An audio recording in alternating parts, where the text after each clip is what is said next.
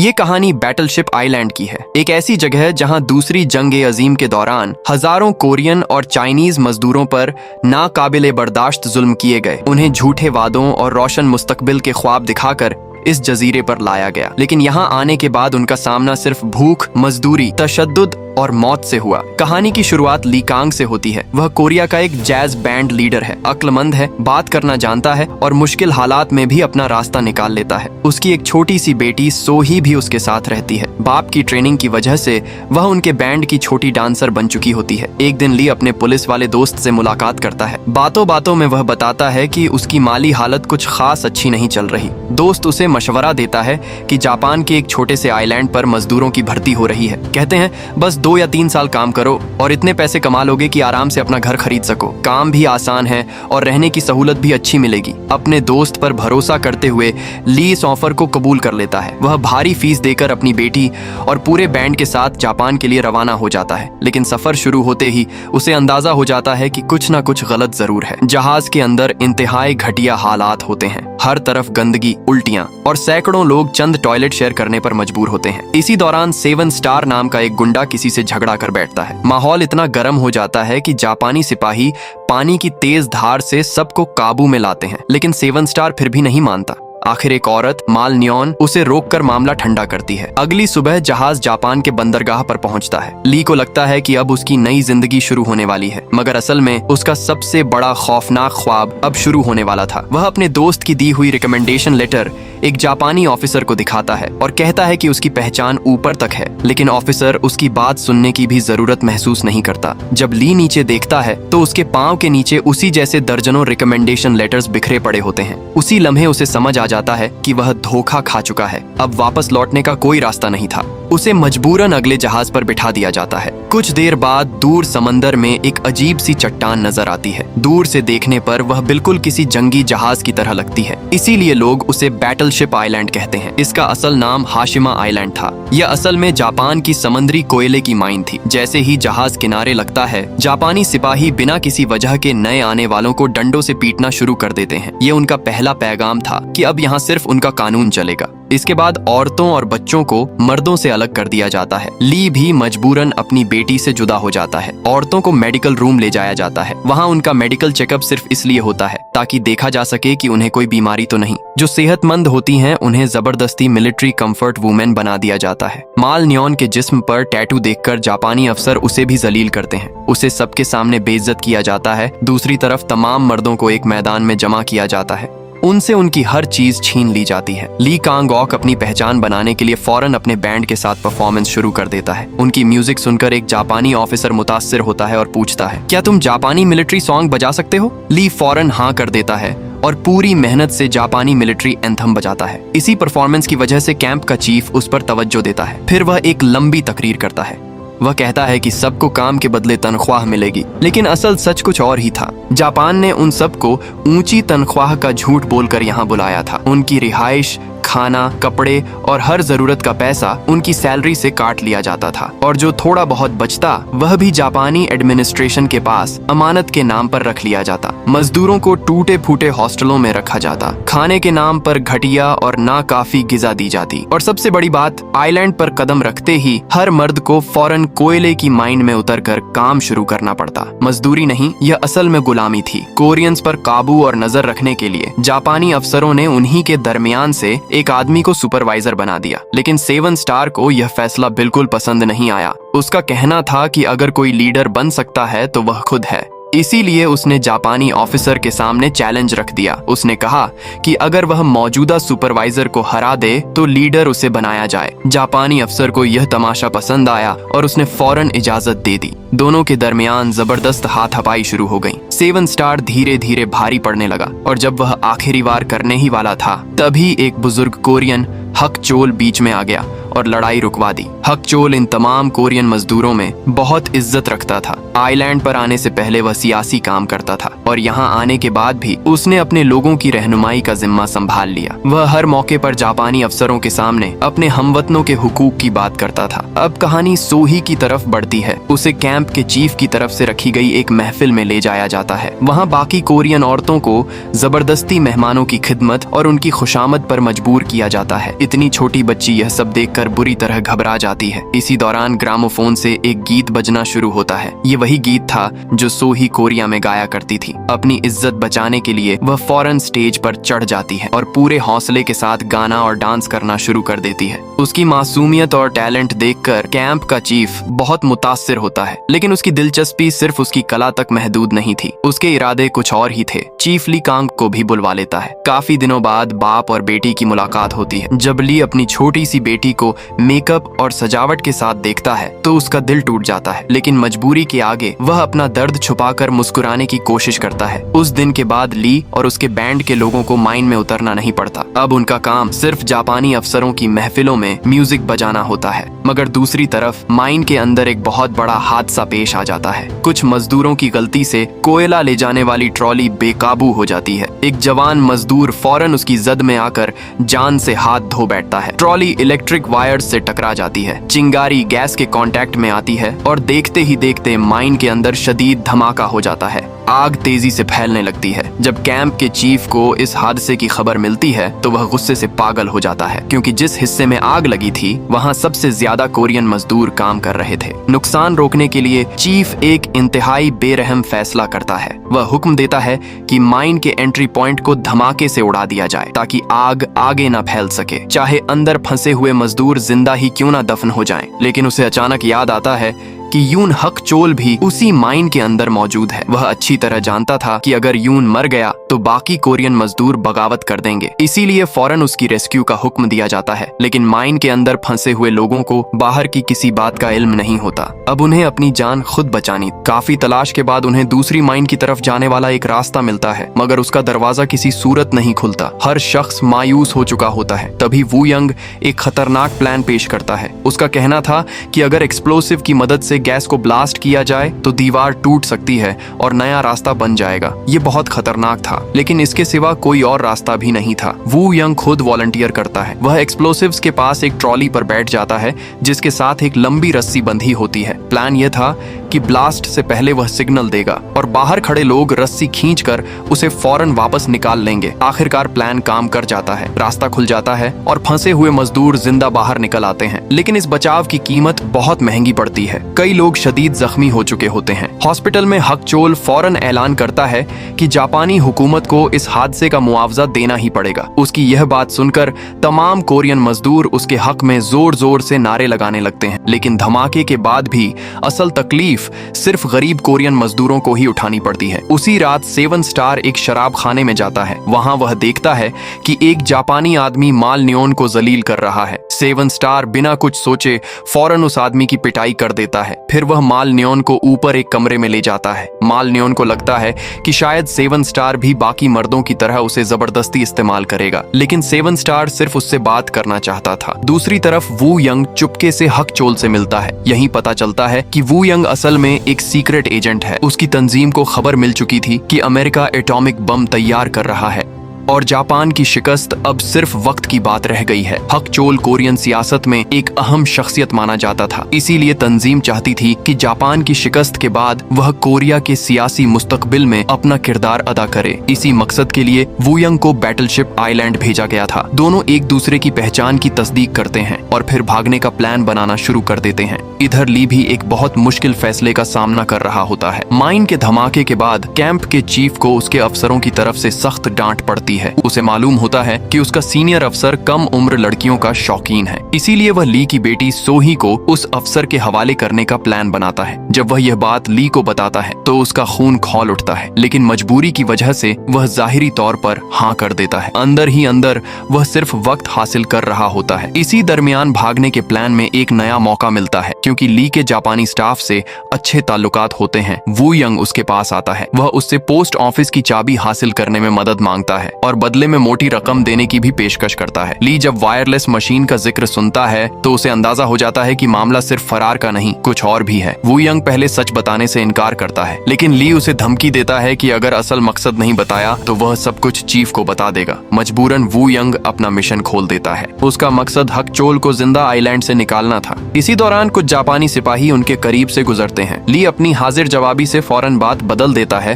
और शक पैदा होने से बचा लेता है। उसके बाद वह वू यंग की मदद करने पर राजी हो जाता है और कहता है कि उसे पैसों की जरूरत नहीं, बस एक शर्त है, जब भागने का वक्त आए तो उसे और उसकी बेटी को भी साथ ले जाना होगा। वू यंग ये शर्त मान लेता है। अगले दिन ली अपना प्लान शुरू करता है। सबसे पहले वह सोही को दूसरे कमरे में शिफ्ट करता है और उसे समझाता है कि अगर रात को मैं तुम्हें बुलाने आऊं तो बिना कोई सवाल किए फौरन मेरे साथ निकल आना। उसके बाद ली एक छोटा सा मूवी फिल्म का टुकड़ा काटकर अपने पास रख लेता है। रात को वह अपने बैंड के साथ पोस्ट ऑफिस के बाहर सफाई का नाटक करता है। मौका देखकर वह ताले पर हल्का सा आटा लगा देता है। जब केयर टेकर चाबी निकालता है तो वह आटा असली चाबी पर लग जाता है। इस तरह ली को पता चल जाता है कि सही चाबी कौन सी है। थोड़ी देर बाद उसके साथी केयर टेकर को बातों में उलझा देते हैं और केयर टेकर चाबियां मेज पर छोड़कर चला जाता है। ली फौरन वही चाबी उठाता है जिस पर आटा लगा हुआ था। फिर एक तरफ जाकर मोमबत्ती जलाता है। चाबी को आग पर गर्म करता है। जब चाबी काफी गर्म हो जाती है तो वह मूवी फिल्म उस पर दबाकर उसकी शेप का निशान बना लेता है। इस तरह वह चाबी की नकल तैयार कर लेता है। अपना काम मुकम्मल करने के बाद वह सब कुछ वू यंग के हवाले करता है, लेकिन एक बार फिर उसे याद दिलाता है, अपना वादा मत भूलना। उसी रात वू यंग अपना मिशन शुरू कर देता है। साथियों की मदद से वह चुपके से वायरलेस रूम तक पहुंच जाता है और अपनी तंजीम से राब्ता कायम कर लेता है। उधर से जवाब मिलता है कि परसों सुबह 5 बजे एक कश्ती राशन की सप्लाई के बहाने आइलैंड पर आएगी। वही लोग उन्हें खुफिया तौर पर वापस ले जाएंगे। तंजीम पूछती है कि कश्ती में कितने लोग होंगे। वू यंग कुछ लम्हों के लिए खामोश रहता है, फिर जवाब देता है, सिर्फ 2, यानी वह खुद और हक चोल। पैगाम भेजने के बाद भी वू यंग फौरन वापस नहीं जाता। उसकी नजर कमरे में रखे एक लॉकर पर पड़ती है। जब वह उसे खोलता है तो अंदर कोरियन मजदूरों की तफसीली लिस्ट्स और कंपनी के अहम रिकॉर्ड्स मौजूद होते हैं। यह देखकर वह बुरी तरह हैरान रह जाता है। उसे अंदाजा हो जाता है कि यह डॉक्यूमेंट्स सिर्फ उनकी जान ही नहीं बल्कि जापानी जुल्म का सबूत भी बन सकते हैं। अगले दिन आइलैंड के आसपास अमेरिकन बॉम्बर्स नजर आ गए। इस खतरे को देखते हुए सुपरिंटेंडेंट ने पूरे आइलैंड की लाइट्स बंद करने का हुक्म दे दिया। यही अंधेरा वू यंग और उसके साथियों के लिए भागने का बेहतरीन मौका बन गया। रात गहरी होते ही वू यंग हक चोल को लेकर निकल पड़ा, लेकिन जैसे ही वह बाहर निकले उनका सामना जापानी सिपाहियों से हो गया। वू यंग ने बिना वक्त जाया किए सबको खामोशी से खत्म कर दिया। ये मंजर ली ने अपनी आंखों से देख लिया। अभी कुछ देर पहले ही उसने जापानी सिपाहियों के साथ एक छुपा हुआ सौदा किया था। उसे फौरन एहसास हो गया कि वू यंग ने उससे पूरी सच्चाई नहीं बताई। एयर हाउस पहुंचते ही वू यंग ने कोरियन मजदूरों की तनख्वाहों का रिकॉर्ड निकालकर हक चोल के सामने रख दिया। सारे हिसाब किताब को देखकर उसने सीधा इल्जाम लगाया कि हक चोल असल में जापानी हुकूमत का वफादार आदमी है। पिछले कई सालों में जितनी भी हड़तालें और फरार होने की कोशिशें नाकाम हुई, उन सब के पीछे इसी की मुखबरी थी। हक चोल ने तमाम इल्जामात से इनकार कर दिया। उसने वू यंग को चैलेंज देते हुए कहा कि अगर तुम्हें यकीन है कि मैं गद्दार हूं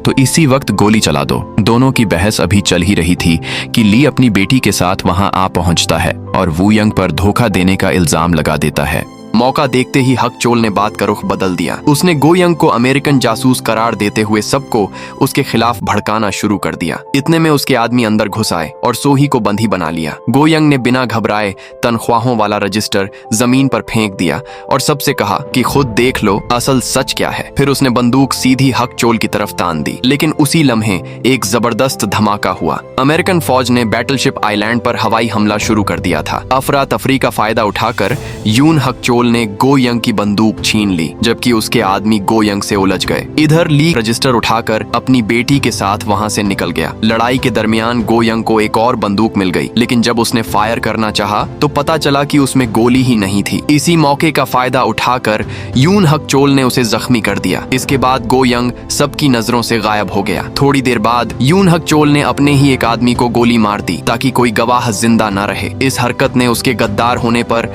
और भी मोहर लगा दी। ली कांग ऑक ये सब कुछ छुप कर देख रहा था। अब रजिस्टर ली कांग ऑक के पास था, इसलिए हक चोल उसकी तलाश में दीवाना हो गया। दूसरी तरफ ली कांग ऑक अपनी बेटी को लेकर एक महफूज जगह पहुंच गया, जहां उनकी मुलाकात मुश्किल से जिंदा बचे गो यंग से हुई। अमेरिकन बॉम्बिंग ने पूरे बैटलशिप आइलैंड को तबाह करके रख दिया। सुपरिंटेंडेंट भी इस हमले में बुरी तरह जख्मी हो गया। मजबूरन जापानी अफसरों ने अपने ऊपर वालों से राब्ता किया। जवाब में उन्हें बताया गया कि अमेरिका हिरोशिमा पर एटॉमिक बम गिरा चुका है, शहर तबाह हो चुका है और जापान की शिकस्त अब सिर्फ वक्त की बात रह गई है। ये खबर मिलते ही ऊपर से हुक्म आया कि जख्मी सुपरिंटेंडेंट को फौरन खत्म कर दिया जाए और उसकी जगह नया सुपरिंटेंडेंट मुकर्रर किया जाए। नए सुपरिंटेंडेंट ने आते ही दो सख्त हुक्म दिए। पहला, आइलैंड पर मौजूद तमाम रिकॉर्ड्स और सबूत मिटा दिए जाएं, और दूसरा, हर कोरियन मजदूर को कत्ल कर दिया जाए, क्योंकि वही जापानी जुल्म के जिंदा गवाह थे। सबसे पहले उसने जख्मी सुपरिंटेंडेंट को गोली मारकर खत्म कर दिया। फिर 7 स्टार पर झूठा इल्जाम लगाकर उसे कैद खाने में डाल दिया। इसके बाद वह यून हक चोल के पास गया और उसकी शोहरत का फायदा उठाते हुए एक नया मंसूबा बनाया। प्लान ये था कि तमाम कोरियन मजदूरों को किसी बहाने माइन के अंदर जमा किया जाए और फिर धमाका करके सबको जिंदा दफना दिया जाए। किस्मत से गो यंग और सो ही ने ये सारी बात सुन ली। उधर ली कांग ऑक हक चोल के कमरे में गया, जहां फर्श के अंदर छुपाए गए एक खास खाने से उसे एक बहुत अहम सबूत मिल गया। रात को हक चोल ने नए सुपरिंटेंडेंट के हुक्म पर तमाम कोरियन मजदूरों को जमा किया और हमेशा की तरह खूबसूरत वादों का जाल बिछा दिया। उसने कहा कि वह सब के लिए बेहतर खाना, अच्छी रहने की जगह और तनख्वाह के साथ छुट्टी का इंतजाम करेगा। आखिर में उसने ऐलान किया कि कल से मर्द और औरत सब दोबारा माइन में काम करेंगे, ताकि जापानी हुकूमत को उनकी वफादारी नजर आए। उसकी बातों में आकर शुरू में बहुत से मजदूर मुतासिर हो गए और उन्हें लगा कि शायद हालात वाकई बदलने वाले हैं। लेकिन उसी वक्त गो यंग भीड़ में से बाहर निकला। उसने सबके सामने हक चोल का असली चेहरा बेनकाब कर दिया। गो यंग ने ऐलान किया कि अमेरिकन फौज जापान के अहम इलाकों पर कब्जा कर चुकी है, सुपरिंटेंडेंट मर चुका है और हक चोल एक ऐसा गद्दार है जो सालों से अपने ही लोगों को जापानी हुकूमत के हवाले करता आ रहा है। हक चोल ने अपनी सफाई देने की बहुत कोशिश की। हैरत की बात यह थी कि कुछ लोग उसकी बातों पर फिर भी यकीन करने लगे और धीरे धीरे भीड़ दोबारा उसकी तरफ झुकने लगी। लोग दोबारा हक चोल की बातों में आने लगे ही थे कि अचानक एक कोरियन यूनिवर्सिटी का स्टूडेंट आगे आया। उसने सबके सामने कहा कि गो यंग और ली दोनों सच कह रहे हैं, क्योंकि उसने पिछली रात खुद अपनी आंखों से उन सब की बहस देखी थी। सबूत के तौर पर उसने हक चोल के कपड़ों पर लगा नंबर भी दिखा दिया जो उसने उसी रात उठाया था। इसी दौरान छोटी सी सोही भी हिम्मत करके आगे आई और सबके सामने हक चोल को पहचान लिया। जब मजदूरों ने रजिस्टर और तनख्वाहों का हिसाब खोलकर देखा तो पूरी हकीकत सामने आ गई। अब किसी के पास शक की कोई वजह नहीं बची थी। सबको समझ आ गया कि हक चोल वाकई अपनी ही कौम का गद्दार था। गुस्से से भरे मजदूरों ने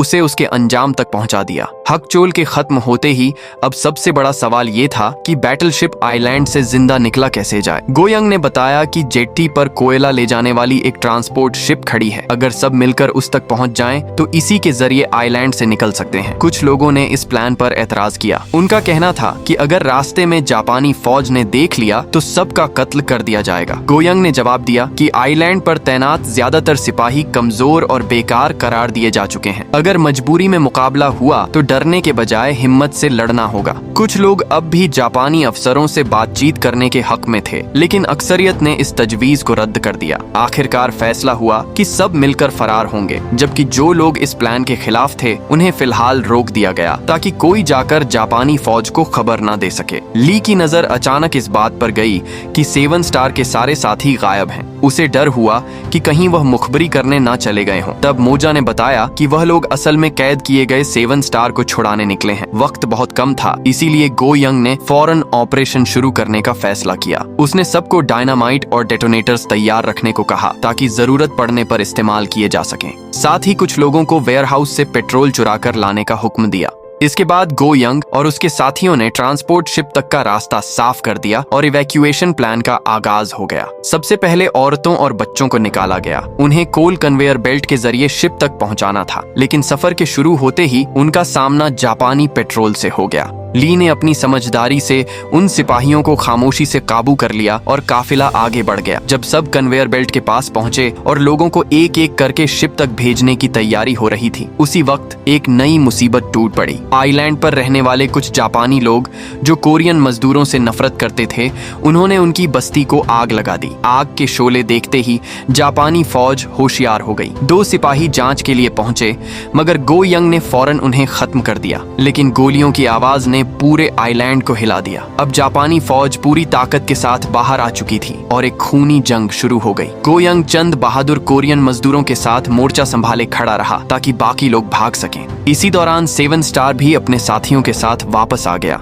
वह जापानी आर्मरी लूटकर हथियार लेकर आया था और अब खुलकर मुकाबला कर रहा था। दूसरी तरफ बेहथियार मजदूर अपनी जान बचाकर भाग रहे थे, मगर ज्यादा बोझ की वजह से कन्वेयर बेल्ट अचानक टूट गई। ली ने उम्मीद का दामन नहीं छोड़ा। उसकी रहनुमाई में सब मजदूर मिलकर टूटी हुई बेल्ट को कंधों पर उठाते हैं। फिर वह जापानी झंडा उठाकर उसके 2 टुकड़े करते हैं और उन टुकड़ों की मदद से बेल्ट को दीवार के साथ मजबूती से बांध देते हैं। इस तरह वह एक नया रास्ता बना देते हैं जिसके जरिए लोग शिप तक पहुंचने लगते हैं। उधर 7 स्टार जान की बाजी लगाकर दुश्मन को रोक रहा था ताकि ज्यादा से ज्यादा लोग बचकर निकल सकें। मोजा ने 7 स्टार को बचाने के लिए अपने जिस्म पर कई गोलियां खा लीं। वह जमीन पर गिर गई और जिंदगी की आखिरी सांसें लेने लगी। 7 स्टार उसकी तरफ दौड़ा, लेकिन वह खुद भी गोलियों का निशाना बन गया। गो यंग भी जापानी फौज के साथ आखिरी दम तक लड़ता रहा। इसी हंगामे के दरमियान ली कन्वेयर बेल्ट से नीचे गिर पड़ा। अपनी बेटी सोही को बचाने के लिए उसने अपनी जान तक दांव पर लगा दी। जैसे ही जापानी फौज का लीडर ली को मारने वाला था, तभी उसकी बेटी ने पेट्रोल बम उसके सिर पर मार दिया, जिससे जापानी लीडर का पूरा जिस्म आग की लपटों में घिर गया। गो यंग आखिरकार लीडर का सिर उसके जिस्म से अलग कर देता है। गो यंग सबको ऐलान कर देता है कि जापानी लीडर खत्म हो चुका है और अब इस आइलैंड पर हमारा राज है। और इसी तरह ये खूनी जंग खत्म हो गई। सभी लोग एक बड़ी नाव में सवार होकर अपने घर की तरफ रवाना हो गए। ली बुरी तरह जख्मी हो चुका था। उसकी आखिरी सांसें चल रही थीं और उसने आखिरी लम्हे में सिर्फ एक बात कही कि सोही हर हाल में जिंदा रहे और अपनी जिंदगी हिम्मत के साथ गुजारे। और इसी के साथ ये कहानी अपने इख्तिताम तक पहुंचती है। अगर आपको हमारा ये रिकैप पसंद आया हो तो वीडियो को लाइक और चैनल को सब्सक्राइब करिए।